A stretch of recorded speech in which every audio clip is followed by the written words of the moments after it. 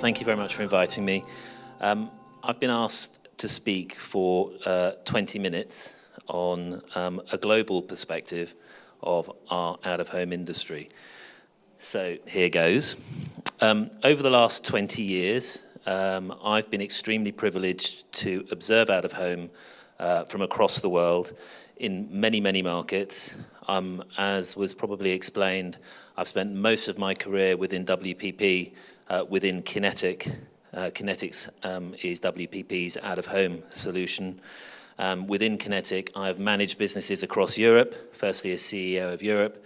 Then I was in the US for 4 years, based in New York, and then latterly across emerging markets, spending a lot of time looking at markets such as India, Latin America, and most recently in Russia. So I'd like to use this time together to share with you one or two observations of my own on the current strategic and operational challenges that are faced by our medium in those markets, and really to sort of look about how those markets are adapting to those challenges and actually turning them, as I see it, into real opportunities. And I think the first thing I want to say is the challenges that face the out-of-home industry, or the opportunities that face the out-of-home opportunity, are consistent wherever you are. Some of the issues that Bob outlined in his perspective of the UK, I can tell you are pretty much the same wherever you go. There are just differing degrees of complexity.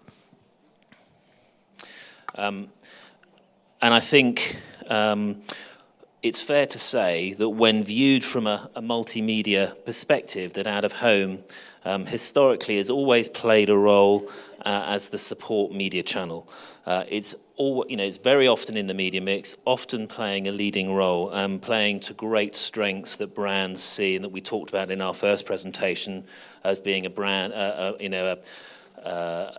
brand builder, a call to action. But I think it's also fair to say, and this may be controversial for some, but it's also been seen by many in the media industry as being on the fringes of the mainstream communication business. It definitely draws on its strengths of creative impact, brand building, and broadcast accessibility, but at the same time, I think it's struggled to grow share in many markets because of long-standing barriers to growth, such as audience metrics, return on investment, the flexibility and of the physical constraints of a physical medium such as out-of-home that doesn't necessarily give clients the flexibility they need, and sad to say also inconsistency of offer on the streets.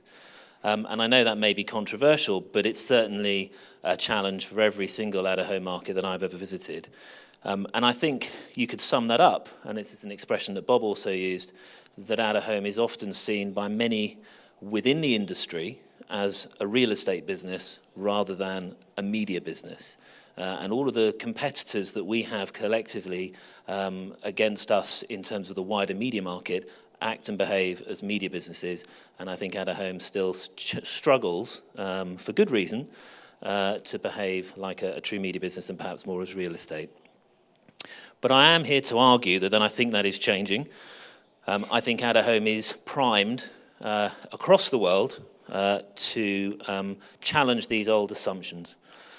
It's further emphasizing its core strengths, and it's building on those and creating and repurposing those core strengths to establish itself as a mainstream media channel and at the center of the media mix. I think out-of-home is now ready for a revolution, and I would argue that the historic challenges, accountability, quality, flexibility, are the future drivers of the medium, because we are now in a position where the infrastructure of our business is changing in such a way that we can move things forward. And I think the future drivers look a little bit like this. The new media world is definitely touching our out-of-home world. The future for out-of-home is a world where data, technology and content are coming together in a way that will set us on a totally new path. And I'll talk a little bit about this in turn. I think these three factors, combined with media, have the potential to change the role that out-of-home plays, and to place out-of-home away from the fringes and put out-of-home absolutely at the center of the media mix, and to play a greater role than that core last broadcast medium role that it so traditionally has. I think it will give brands and consumers connected experiences. So I want to try and look at some of these in turn and just spend a few moments on each. But I think perhaps the starting point for many markets, and again, this is very much true in emerging markets, is the fundamental impact of quality of product on the streets and the impact of local authorities and the relationship our business has with those local authorities. So I want to talk a little bit about quality and regulation. It has always been at the forefront of the relationship out-of-home has had with the community and its stakeholders. And the trend that I see around the world is that cities and communities are wanting much, much more from their out-of-home experience. Consumers, but also the cities. They are moving away from the sprawling, unregulated out-of-home, and so are brands. Cities are expected to provide their communities with much, much more, and they want, therefore, much, much more from their chosen partners. I spend a lot of time in New York, and cities like New York, and indeed Sao Paulo, which is what we're looking at here, have actually really, really cut back. Sao Paulo, in fact, put a complete and total ban on out-of-home medium a few years ago, and stripped everything out. So this is what was left. Now, some might argue, and it's very similar in New York, that actually removing the ads creates an even bigger problem because the media owners or the companies putting up the billboards are going to remove the ads, but they're not going to remove the infrastructure because they just run away from them. So that's what you were left with in Sao Paulo. So you could argue that it defeated the object. But nonetheless, that is the situation in Sao Paulo a few years ago. But we are now seeing it return because of they almost deconstructed the industry and are now ready to put it back together in a way that suits the city, and they will control it. So here in Sao Paulo, you're seeing the return of out-of-home working in partnership with JCDecaux, partnering to create high-quality clock units, which will be the tip of the iceberg. So we'll see how things change. And then actually in the US, similarly, on large format out-of-home now, JCDecaux are entering into partnership with the city, not just with street furniture, but with large format out-of-home as well. So you could see a trend developing there. So city partnerships, of course, is nothing new. But as I said, cities want more from their infrastructure and more for their communities. And advertising fits right into that need. And I think at the epicenter of that over the next few years will be digital. And this is what we're seeing now more and more across the world. This is just an example from the UK, which also touches on one of the other themes, which is relevance and the immediacy that digital can give, which I'll come back to. But this example shows how Twitter feed can play into digital almost immediately. But digital itself is no sideshow. I know penetration here in Ukraine is very, very small at the moment. But hardware costs and infrastructure costs are coming right down. So it is a matter of time before digital really accelerates in many, many markets across the world.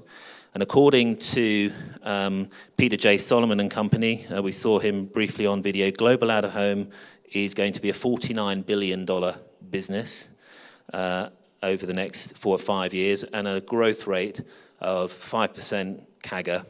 But within that, digital out-of-home will account for 44% of that revenue. 44% of global out-of-home revenue on digital. That's game-changing. At $21 billion in revenue at a 15% annual compound growth rate, that's remarkable. And that is where companies are getting very, very interested.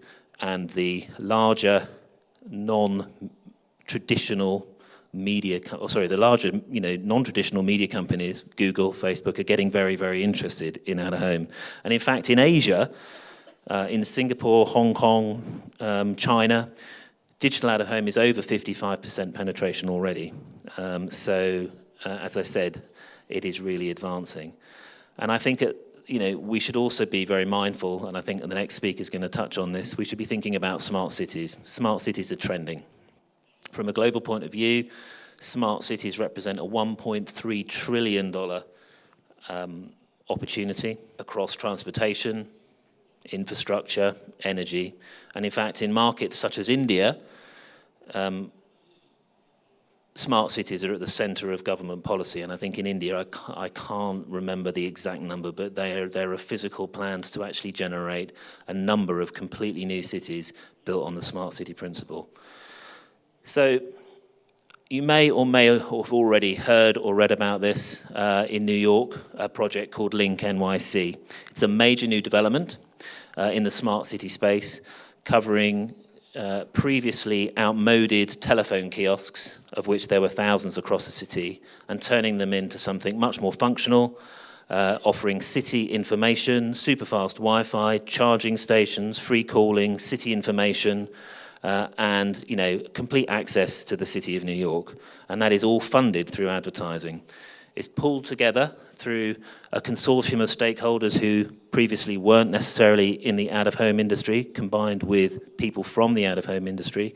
But perhaps most tellingly, its key partner is a company called Sidewalk Labs, which is an alphabet company from the Google family. So I think that is telling us a little bit more as well about the trends that we will be looking at in the future. So moving on from our future influencers, I want to talk a bit about measurement and data. As Bob said, and again, I can echo those thoughts from around the world, clients are placing a much, much greater emphasis on delivery, accountability, and it's really manifesting itself in a number of ways. Firstly, we are seeing more and more countries investing heavily and in partnership to establish good quality, high quality audience metrics that bring out-of-home to the next level and to comparable benchmarks with other media channels. We're seeing this, for example, in the UK with Root, as Bob mentioned, in the USA with Geopath, but not only in those major markets, we're also seeing this happening in markets such as Poland, Canada, Turkey, the Netherlands, India. And these programs only happen when the industry works together and invests together. And I would really say, take note, that an audience currency that is neutral and accepted by the whole industry is the absolute bare minimum entry point as a base or as a foundation stone to compete against other media and to be taken seriously. And this can only be achieved through cross-party collaboration and neutrality of that data and of that information. But I think it goes beyond just the creation of metrics. I think it goes to how that data is integrated into the systemic approach of the medium. And I think we're seeing a lot more recognition across the industry around the world for the need for automation of the back end of the business. We operate in a very physical medium. We have a very large workforce associated with our medium. It's in many ways, which is one of the reasons I think that it sometimes relates back to that real estate concept, but we have that large amount of physicality to our medium, but the more emphasis is coming now from countries around the world to put more automation into the transactional side of the medium. And we're seeing tech companies around the world, such as AdStruck and IUDA in the USA, Bitposter across Europe, working with the stakeholders in the business to create an automated access to inventory. In fact, we've seen it here today, and I think it's going to be talked about a bit later. I've just seen a fantastic product just before we started, which I won't go into. I'll let someone else go into more detail on that. But it is, again, going to change the dynamic of the business. And I think from everybody's point of view, create more access for advertisers who haven't necessarily engaged with the medium. And I'm working with a number of companies in the UK and in the US who are actually now trying to break the traditional model of agency land and try and find more ways of selling direct to brands through automated systems. And I think Again, this will require flexibility of the stakeholders in the market. It will need partnership, and it will also need a degree of standardization across all of the stakeholders of their common software, or perhaps the approach of their software, and perhaps the terminology and the definitions of out-of-home, a common workflow, if you like. So we are seeing a world, and as we've talked about and as we all know and read, we're living in a connected, multi-screen world, very personalized to our own ends and our own ecosystems. And that is very much changing people's expectations of media. And as such, it's changing their expectations of out-of-home as well, I believe. They're looking for media that's relevant to who they are and where they are, that's responsive and interactive.